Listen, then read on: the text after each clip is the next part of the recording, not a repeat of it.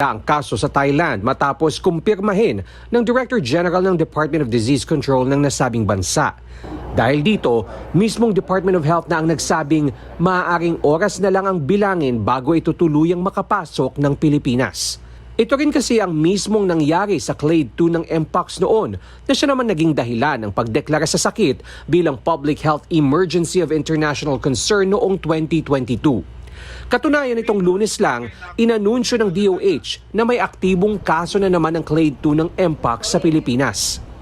It's only a matter of time kung kailan dadating yung Clade 1. So ngayon pa lang, wag ho tayo magiging parabang papetiks-petiks just because sa Clade 2. We can delay it as long as we can, but it will probably reach us. Ayon sa World Health Organization, kailangan talagang pataasin ang kaalaman ng publiko pagdating sa Mpox, lalo na sa pag-iwas sa posibleng pagkakahawa. You have the lesions to cover those lesions.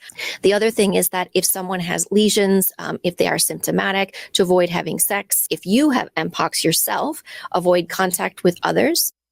Tinukoy din nila ang mga grupong posibleng tamaan ng malalang uri ng sakit.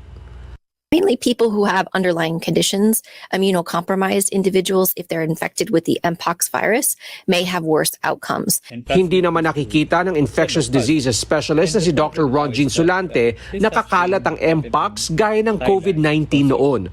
Pero para sa kanya, hindi makasasama at wala namang mawawala kung ibabalik ang ilang paraan ng pag-iingat na natutunan noong kasagsagan ng COVID-19 pandemic. Our advice is always observe the minimum health conditions, especially if you are high risk, because these are the people that can be in danger of getting the infection more and getting the more severe form of these infections. Tingin ni Sulante, hindi agad-agad mabibigyan ng Mpox vaccines ang Pilipinas. Kaya ang dapat paigtingin ngayon ng bansa ay ang pagpapalaganap ng tamang kaalaman, ang pagsunod sa mga kaalamang ito at surveillance. Una nang sinabi ng DOH na sapat naman sa ngayon ang supply at mga pasilidad pagdating sa pag-test para sa Mpox.